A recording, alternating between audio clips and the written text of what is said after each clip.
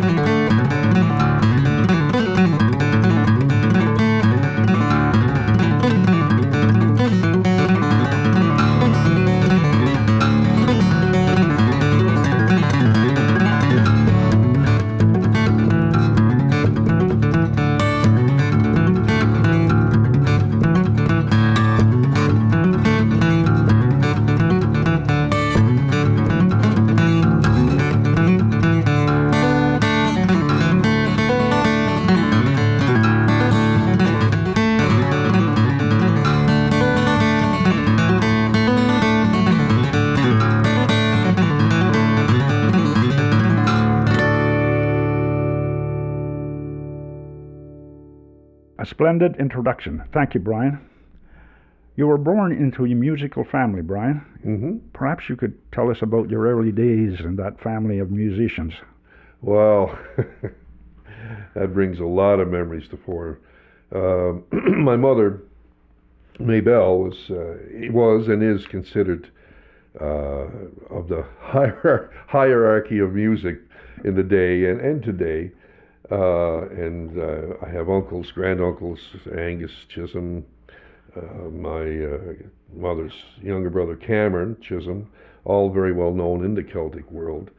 And my father was a guitar player singer who used to play when my mother was playing. So I was brought up, it was all music.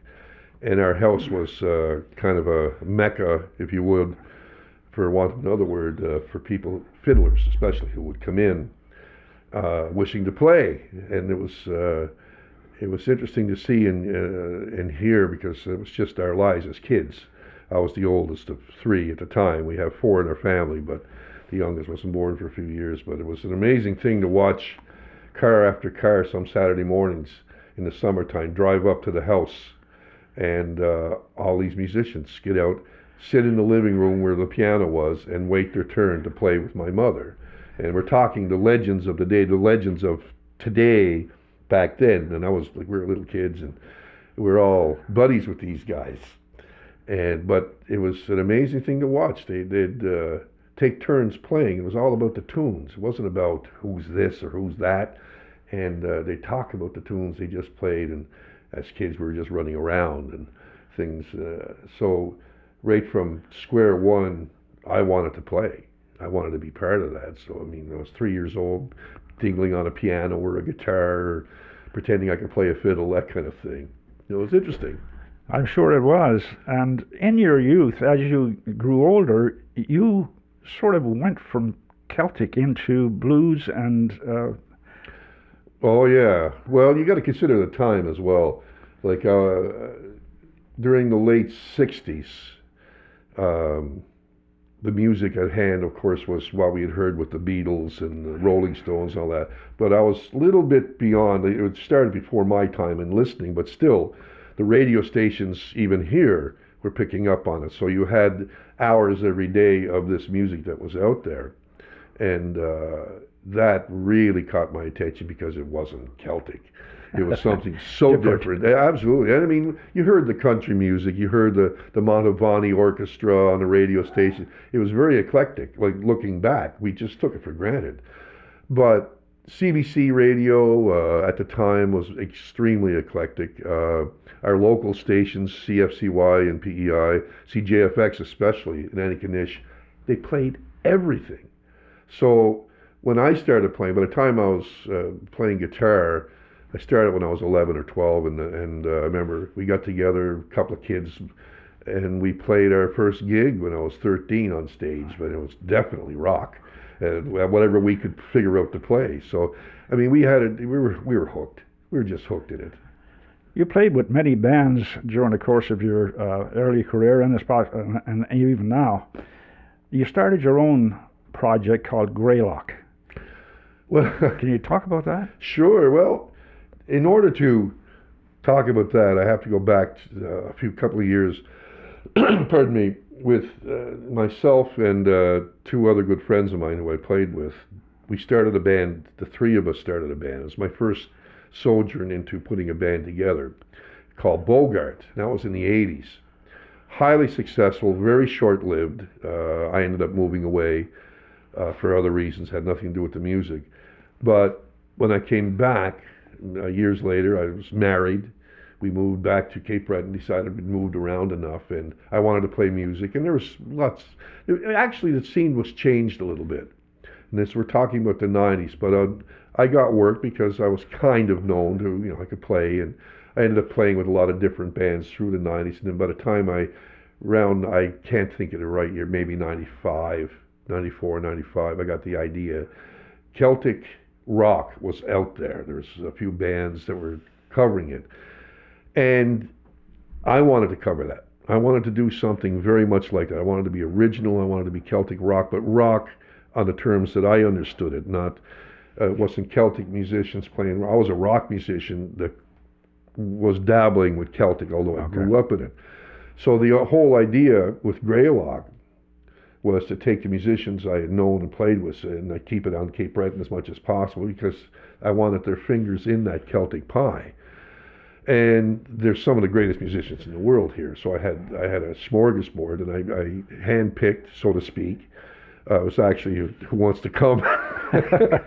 But I had no problem with that, and I had four other musicians I had in mind, and got together. No money. I had nothing. I just said, just trust me.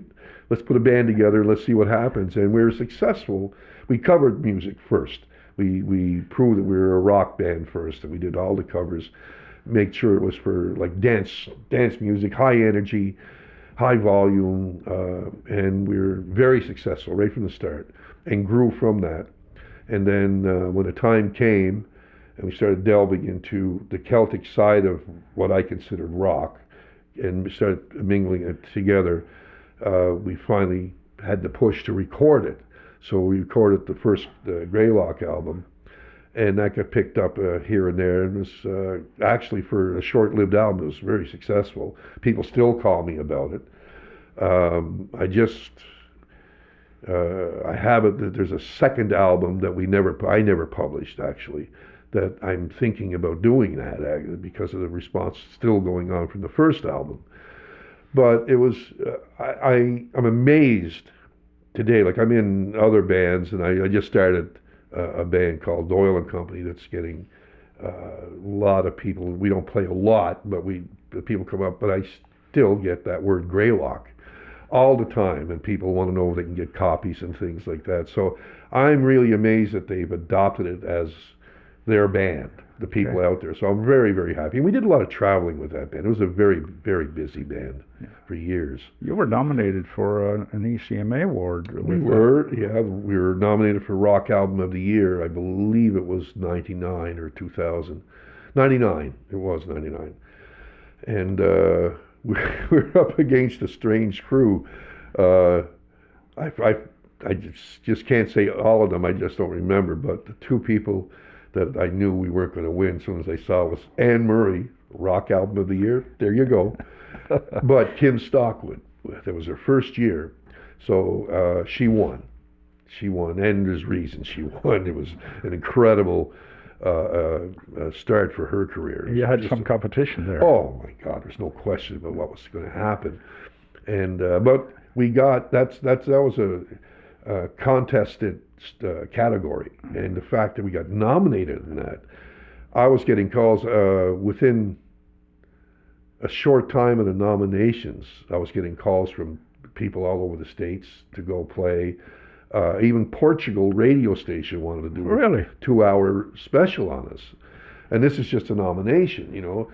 But right after the nomination, things kind of went south, and I literally had burnt out. I was working day and night. Like, I was the manager, the writer, the technical guy. I was the guitar player. I made the mistake of doing it all and keeping it like that. And because my whole objective was to make it as easy on everybody else as I possibly could, so everybody had a reason to show up and not be tired. But that was a mistake I made. Well, I've read a piece that many people make that mistake of multitasking, and some of the scientists say that really doesn't work sometimes. Well, they're right. It doesn't work for the individual. Yeah. I think it does work to some degree as long as there's a wide range of knowledge from the person doing it. But that requires a wide range of time, and that's what we don't have. You write your own material? I do. I've written for myself and for others. I mean, I'm not in the upper echelon of studio going around writing for people. I'm not considered, most people don't even know that I write anything. But I have a lot of people coming to me, say, how can we fix this, or how can we do that?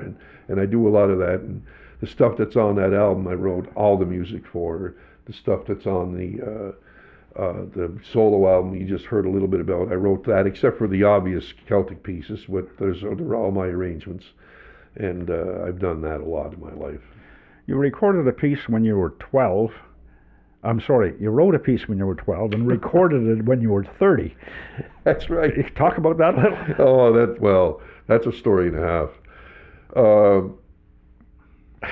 The background of that particular piece is that my family moved to Ontario when I was pretty young, and like, there's no work here. My father, we had property here and all that, but he wanted to.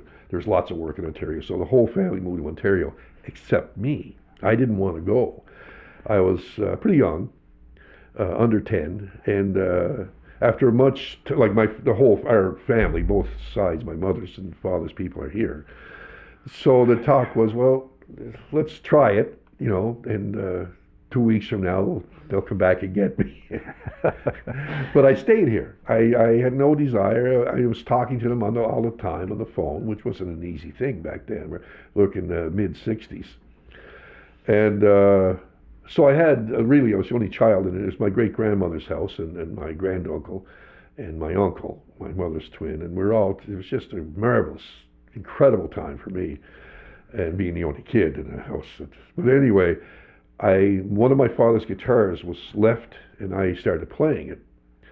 And I didn't know how to tune it. I didn't quite know anything about it, so I was teaching myself. And I tuned it the way it sounds good, which I ended up tuning in what I now would call an open E chord. And in that open E, I was learning how to play it, and things were making sense. And this piece just came, and I wrote, I'd say 90% of it in that day that I was learning how to play. Like, it was not a day. I mean, it was take a year learning how to play, but I put it together, and it haunted me. I couldn't stop playing it for years, even then when I figured out that I wasn't in the right tuning, that I had to do a lot of changing. I was on stage over the years. I remember many years later, I was playing a solo, one of my first solo things, at a restaurant in Inverness. My wife was working at, and they wanted me to come in and do a solo, and I just played this piece, and where somebody came up and asked me, and somebody had been involved with studios, and said, "What is that?" And I said, "It's something I wrote. I just can't get rid of it." "Well, that means you have to record it. That's the only way you're going to get rid of it." So go ahead a few years, and Scott McMillan were working on our second album together, Live Off the Floor. Was it that one? No, it's the first album, Mini Sessions, and we used that. And the guy was right, man. I don't have to play it anymore. But it's a long story for a short piece of music, but it stayed with me for a long time. So your creative process, how do you write music? Do you need a special place, or do you have a system? No. With me, it's the convenience of time. Doing what I do is busy. I mean, we're playing music. I end up playing a lot of cover music with different people all the time. I'm in the studio creating music for other people, or I'm helping with recording, or I'm doing something. Then putting a band together and getting stuff. So when I sit down with a guitar, it doesn't happen a lot at home. But when I do, it's always, I'm writing. It just comes. It happens. And I try to remember a piece that I particularly like, or record it on the phone, and then I get to a studio and I'll expand it a little bit. I probably have 100 albums worth of beginnings. Okay. But that's just the way it is. Okay.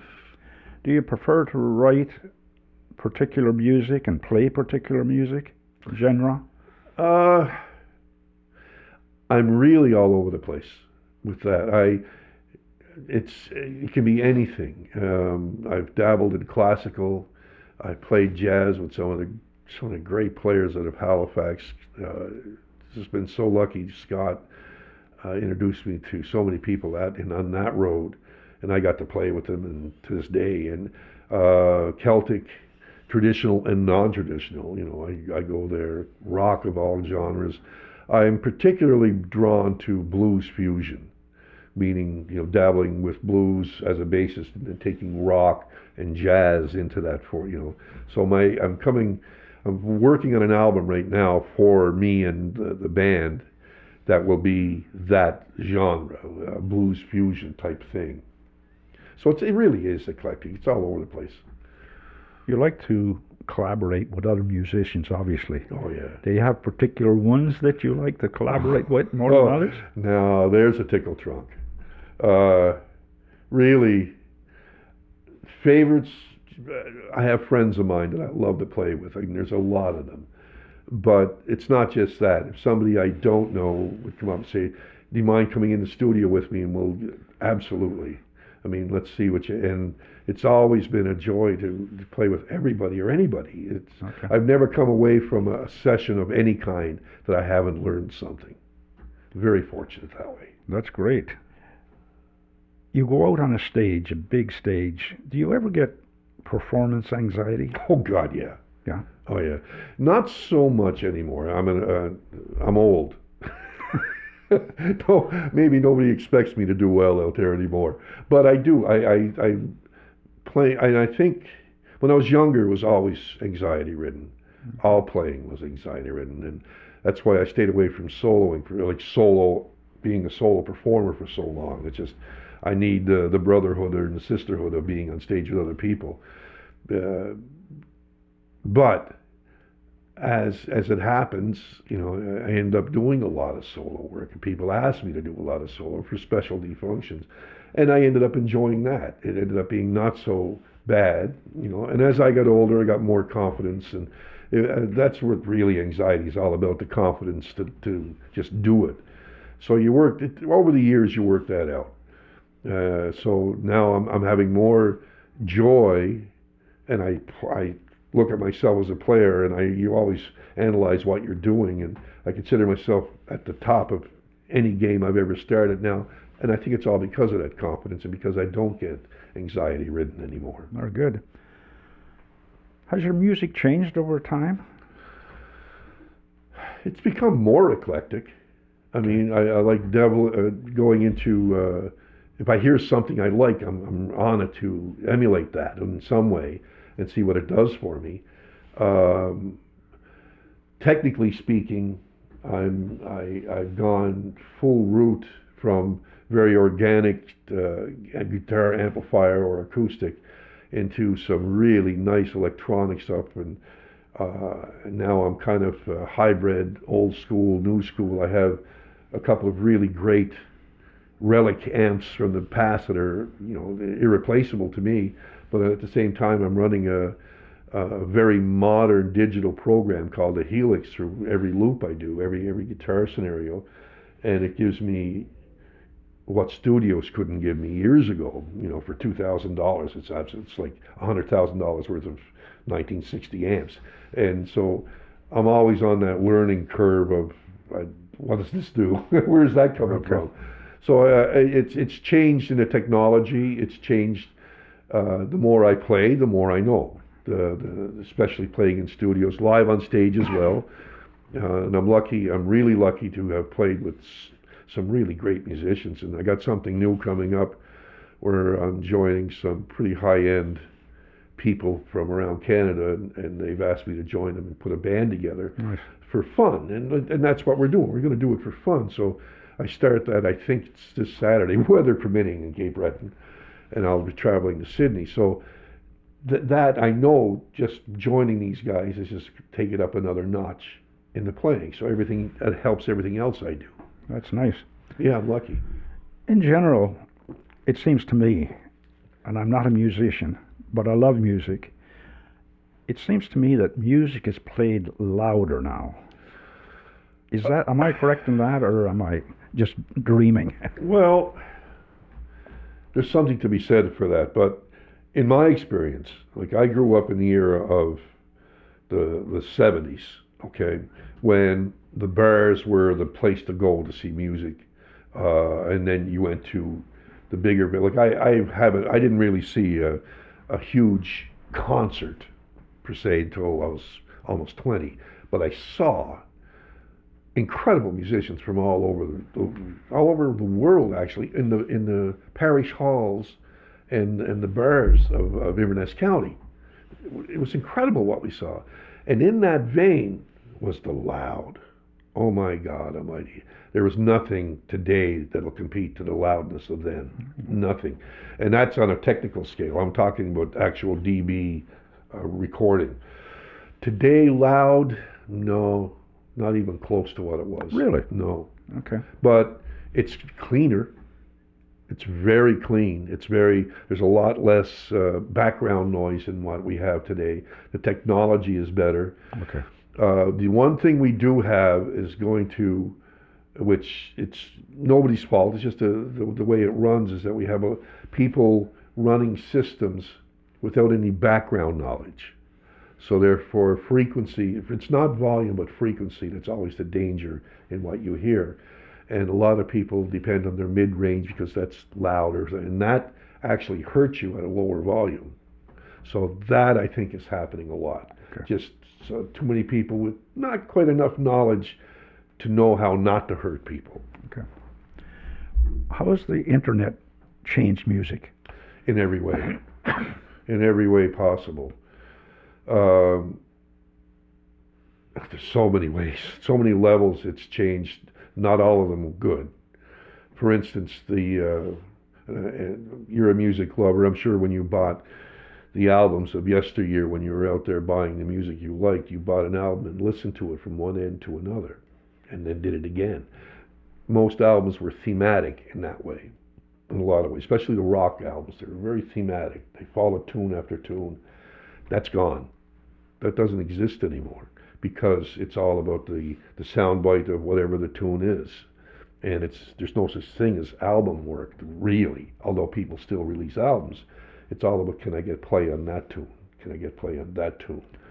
So the album, although I think it's making a resurgence, I think it's coming back. I'm watching sales. I've always been watching sales of things. And right now there's more vinyl being sold since the 80s. CDs are making a comeback, which thank goodness. I really do not like computer files for music. It just damages your files. We don't have the technology to listen to it the way it's recorded. So what's on your computer is adjusted, whether you want it to be or not. So you're not listening to the whole thing. And I'm really disappointed in the earphone in your telephone scenario, because I do that just to learn things when I need to, but it's a horrible thing. It's a horrible sound compared to the nice little analog systems we used to have. So internet, and not only that, but it's changed the way it's marketed. It's changed the way it's agent, like your agents, your managers, your whole thing is different. It costs more, it seems, and the musician is getting less and less and less and less. Plus, you're being copied all the time. So I'm always wondering, where is this going to end up if it keeps going? Who is actually going to be creating the stuff to be copied? I'm hearing new stuff all the time that's absolutely incredible, but it's not mainstream. It's not out there being heard to by the population. That stuff seems to be pushed aside for some reason. So I'm a little confused at how it's marketed. It's always marketed, but it's not just numbers that are bringing it to the fore. There's always a business at foot behind things like this. And then you got AI thrown in there. Well, that's a whole other game. I can't even go there because I just don't know enough. Yeah. I've seen lots of guitarists, instrumentalists play, but I've seen very few use 12-string guitars. Why is that? Well, it's one thing, it's difficulty. It's harder to play a 12-string unless you have an extremely good one, which are very expensive. And the difference between like a $300 12-string and a $30,000 12-string is a lot.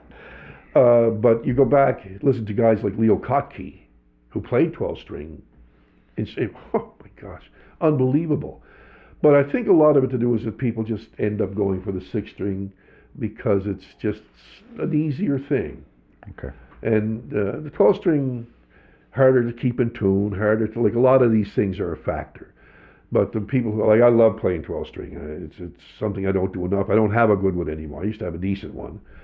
And it's always, that and the banjo are two instruments that I got to get under my thumb, but I haven't yet. Other instruments you play banjo, you play mandolin? Enough piano to make people ask me to play more, but I only know a little bit. Be honest with you, any instrument I picked up, I've been weirdly fortunate enough to be able to get a tune out of it, no matter what. So if I spend time with any instrument, I'd be able to play sufficiently enough to enjoy it. So I've been lucky that way, and music has always been, for some reason, that easy. Most of us listen to music to relax. How do you relax? I listen to music all the time. If I'm not playing it, I have to have some kind of music on for the most of it.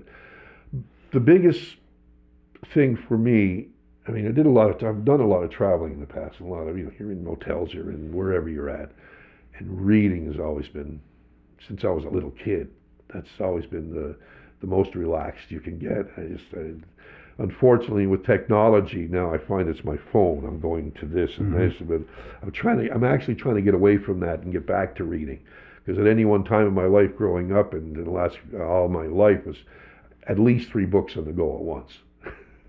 But that goes by. Now I got to get back to it. So you teach as well? I teach a lot, actually. Yeah. The last 25 years, I've done a lot of teaching. only in the wintertime. Wintertime around here is teaching time. Teaching time, yeah. And we had, our children. We have our 24-year-old and a 25-year-old and a 23-year-old, 4-year-old. Jeez, can't even think how old they are. But when they came along, it was obvious that I needed to be home more, and I was on the road a lot in the first parts of their lives. I'd be touring with different people all over the place. So I needed to come off the road, and I made that decision. My wife and I made that decision. There's no question about it. And winters were harsh here, and we all know that. I mean, I was doing different things. We have a fair bit of property, and I was working in the woods. I was doing that, and then an opportunity came up to teach at the Shetty Camp School. Asked me if I would teach guitar. They didn't have anybody, but they had a requirement. They needed to. There's enough students, and I ended up teaching 33 kids in 3 days every week for about 3 years. So that's 11 students a day, half-hour lessons. Now you want to burn out. That's the way to do it. So I had some real harsh lessons right off the bat, and but I wouldn't trade 1 minute of it. Oh, nice. It was brilliant. It opened up a whole other way of looking at music for me. And the thing about teaching is that it's from a professional player's point of view. It's all analytical. You analyze yourself to answer the questions, because that's all you have, and that makes sense. And because of that, my playing has changed unbelievably over the years. So and then I went into private, just teaching on my own, and that was again another learning curve. That was because I was getting players, and I've taught professionals, people who were on stage. They wanted to know, okay, well, how are you doing these things? And, well, I had to think about that. Of course. Because it just, and then when you start thinking about it, maybe if I do this little, you know what I mean? Like, it really affects the way you play when you're that analytical. Yeah. It's amazing that teachers learn so much. Oh, I wish I had thought of it earlier, to be honest with you. And like 25 years, I think it actually is 25 years this year that I started teaching. And I don't think I'd trade 1 minute of it. It's all, I've taken it down. Like I've kind of gone my own way with it. I take my lessons to people's houses. I'll go to them, and it just eases that tension of getting out, especially wintertime. And I get a lot more children that way. They're comfortable too in their own environment as well. Absolutely. Yeah. And they accept me into their homes, and I've made some incredible friendships. I'm sure. Parents of kids, people I'm teaching. I wouldn't trade them for the world. It's just been so much fun. And every once in a while, somebody I think of as a protege, somebody that's exceptional and wants to do everything I do, that's incredible. What advice do you have for up-and-coming musicians? Somebody who wants to make it as a musician. To make it? Mm-hmm. Don't. It's not about music. Has to be looked at one way and one way only to me, and that's to please yourself. If you're lucky enough, and if you want, you can go out there and share that, and that's the fun. There is a fun thing to that, sharing what you love, what you enjoy. You don't have to do it on anybody else's standard. So you do it for yourself. Try to share it. And if you're lucky enough and you push yourself in the right directions, somebody will hear you, and they'll join you, or they'll help you, or you can ask them to help you, or what advice. The thing is that if you're playing the music you want to play and you're playing it the way you want to hear it, then you have something to offer. How do people contact you? Well, my phone is usually the fastest way, either text or ringing it. It's a simple number, 902-224-5275. And that's text. I for some reason, as much as my one finger will allow me, I do more texting than anything else these days. And I'm at Brian Doyle 248 at Hotmail. And You have a website too. Yeah, that was a friend of mine that put that up for me. Bill O'Coin, a great friend and player And I don't visit the website a whole lot myself. He keeps adding to it, he's marvelous for that. But I just don't have the time, and I don't know what to put on it. I just don't know how to run something like that. Oh yeah, another thing is Facebook. I have, for some reason, there's Brian Doyle guitar, which I tend not to use, although I'm trying to get that out. But then Brian Doyle, and it's a picture of me. There's a lot of Brian Doyles out there, trust me. Holy mackerel. But it's just a picture of me in a kind of a bluish background with playing guitar. The white mustache is obvious. Well, Brian is going to now take us home with another piece of music. And Brian, perhaps you can tell us about this piece. Love to. It's again off the album that we did here in this studio with Barry. And it's traditional by tune. And I've kept the tradition as much as I could think of. The thing about playing guitar with me is that it's a non-traditional instrument to the music. So I give that the license I need to go elsewhere with the music. I'll explain myself to the older people at some point, I'm sure. But this is actually fairly traditional, and it's some tunes I just love, most of which I've learned from my mother from cassette tapes that I was given when my mother was just playing at our old house in 1963. So I just love these tunes, and she's playing them so articulately on the piano. Sorry for that. And so but anyway, they're tunes that are in my repertoire that I've learned, but I've never put them together. So I decided, and we called them for this album was the Strats, and they're Strats Bays. And I love a Strats Bay, and so these are some of my favorites. So enjoy.